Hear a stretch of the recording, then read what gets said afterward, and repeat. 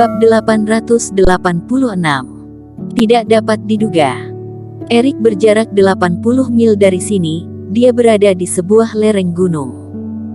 Denny berkata sambil mengulurkan tangannya. Mengapa dia dapat pergi begitu jauh? Urto berkata tanpa daya. Bukankah Erik sedang terluka parah? Bagaimana dia dapat bergerak lebih cepat daripada kedua orang itu? Tetapi tanpa ada petunjuk lain, kedua orang itu hanya dapat bergerak lagi. Pada saat ini di atas lereng bukit monster yang telah melahap Erik sedang memakan tubuh monster lain. Dengan ukuran tubuhnya, santapan sebesar Erik tidaklah akan mengenyangkannya.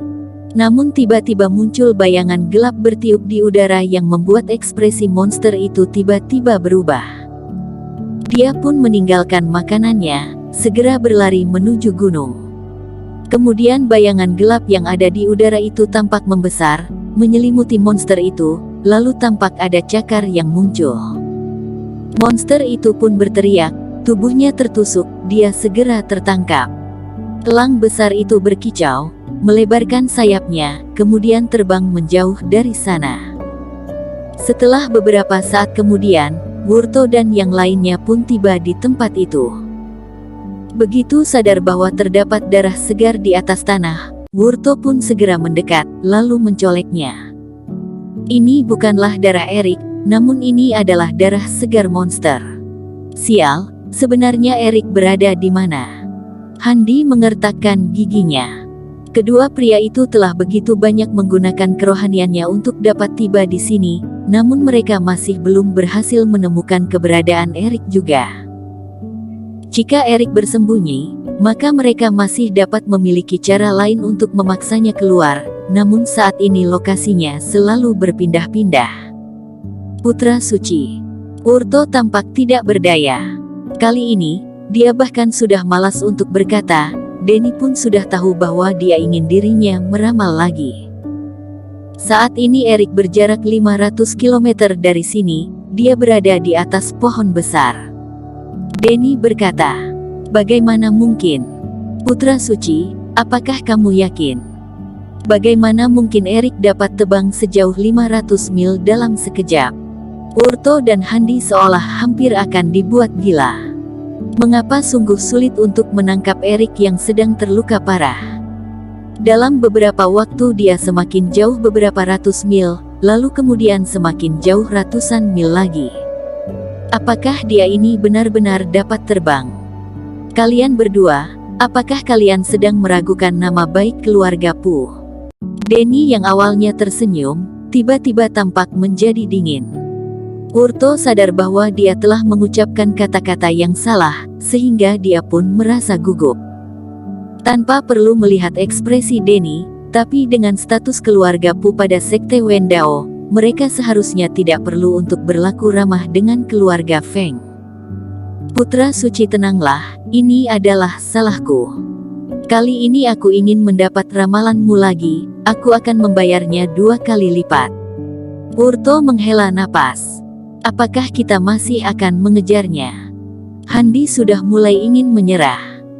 Mereka telah berada di dalam wilayah rahasia selama beberapa jam, namun mereka belum mendapatkan apa-apa. Bahkan belum juga berhasil menangkap Erik yang tidak terlihat itu. Cobalah sekali lagi, jika tidak bisa, ya sudah lupakan saja. Urto menggertakkan giginya. Alasan utamanya ialah dia sudah memberikan puluhan batu roh itu, jadi dia tidak mau menyerah begitu saja. Di atas pohon besar itu, elang menjatuhkan monster yang telah dia bunuh itu, lalu kemudian tampak ada sekerumunan elang kecil yang menunggu untuk diberi makan. Begitu elang kecil itu merobek daging monster itu, tubuh Erik pun terungkap. Sebenarnya sepanjang perjalanan Erik telah sadar, namun dia sangat lemah sehingga bahkan tidak ingin menggerakkan jarinya. Bagaimanapun juga, dirinya sedang dalam proses pemurnian tubuh untuk mendapatkan kembali tubuh kuatnya. Terlebih lagi dengan obat yang ada di tubuhnya itu, semua monster yang tertarik padanya tidak dapat menyakiti dirinya, jadi Erik pun tidak mempermasalahkannya. Hingga saat ini, Erik telah benar-benar memutuskan kesadarannya. Dia tertidur begitu lelap.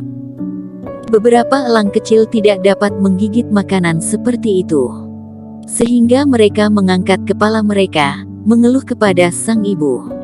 Induk elang itu pun memiringkan kepalanya, tampak ada keraguan di matanya, kemudian dia segera mengulurkan kakinya, lalu menendang Erik ke bawah. Di bawah pohon besar itu, terdapat monster yang lewat, dia pun segera menelannya. Bagi monster itu, Erik sudah seperti bola kulit, yang telah dibawa ke sana kemari oleh berbagai macam makhluk. Dia sendiri pun tidak tahu sudah berapa kali dirinya berpindah-pindah. Awalnya Erik mengira bahwa Dimarto atau Wurto dan yang lainnya akan mengejar lalu membunuh dengan berbagai taktik. Sehingga pada saat itu ide yang muncul dalam benaknya adalah bersembunyi di perut monster, namun tidak mengira itu akan berkelanjutan hingga sekarang. Sampai ketika Erik berada di wilayah monster yang berkualitas tinggi, dia tampak seperti benda aneh, monster itu pun mengelilinginya. Hoam! Terdapat seekor harimau yang meraung, lalu menggunakan cakarnya menerkam tubuh Erik, namun kulitnya itu sungguh keras seperti baja, sama sekali tidak meninggalkan goresan apa-apa. Kemudian ada seekor serigala yang juga datang menerkamnya dengan giginya yang runcing. Namun serigala itu hanya dapat menjerit kesakitan karena giginya patah. Satu persatu monster juga telah mencoba, namun mereka tidak berdaya. Sadar bahwa Erik tampak tidak agresif, dia tidak bergerak, bahkan nafasnya hampir menghilang, monster-monster itu pun perlahan-lahan kehilangan minta mereka. Mereka tidak seperti manusia yang merasa begitu penasaran. Sehingga Erik bukanlah musuh mereka, lagi pula Erik juga tidak dapat dijadikan mangsa. Jadi mereka pun segera berpencar, meninggalkan Erik yang tergeletak di atas tanah. Erik telah berbaring selama 3 hari.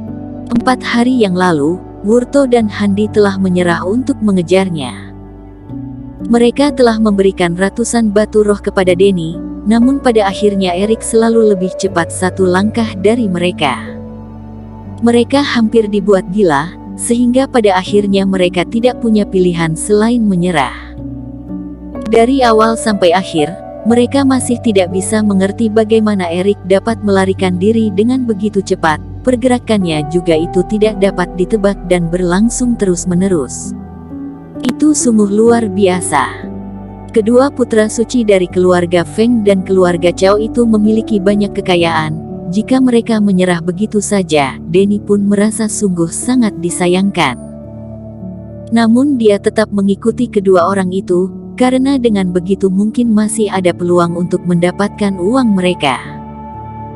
Para 100 pejuang teratas lainnya, contohnya pria jangkung itu juga ingin mencari Erik, namun mereka tidak mendapat bantuan dari peramal seperti Denny. Bahkan mereka tidak mengira bahwa Erik akan terbaring di pegunungan yang penuh dengan monster. 3 hari kemudian, Erik masih tertidur. Namun cahaya emas yang berada di dalam benaknya bergetar beberapa kali, lalu perlahan-lahan terbangun. Hoa! Begitu cahaya itu terbangun, dia tidak dapat menahan dirinya, tetapi mengeluarkan celotehan. Sebelumnya dia telah terluka parah karena perbuatan tangan Master Sekte Wendao, sehingga dia beristirahat di dalam benak Erik. Reiki yang telah dibutuhkannya juga disediakan oleh Erik. Namun karena saat ini, Erik tidak bisa melindunginya. Secara alami, dia tidak akan mempedulikan pria itu. Dia belum makan Reiki dalam beberapa hari ini. Sehingga karena merasa lapar, dia pun terbangun. Cahaya emas itu meraung beberapa kali, lalu setelah sadar bahwa Erik tidak menanggapinya juga, dia pun melompat-lompat beberapa kali dalam penuh rasa kesal, kemudian tiba-tiba terbang keluar dari benaknya itu. Dia memang memiliki kontrak darah dengan Erik, namun Erik bukanlah tuannya, jadi dia dapat datang dan pergi sesuka hatinya. Ketika cahaya emas muncul di lembah yang dipenuhi dengan monster itu, terdapat aroma monster kuat yang tersebar di udara, yang dalam sekejap mengejutkan seluruh monster yang ada di lembah itu. Hoam!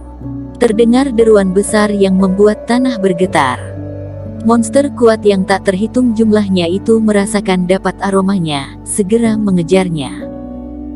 Tidak lama setelah itu, terdapat ratusan monster yang berkumpul di lembah. Satu persatu dari mereka terkejut melihat cahaya yang sungguh kecil.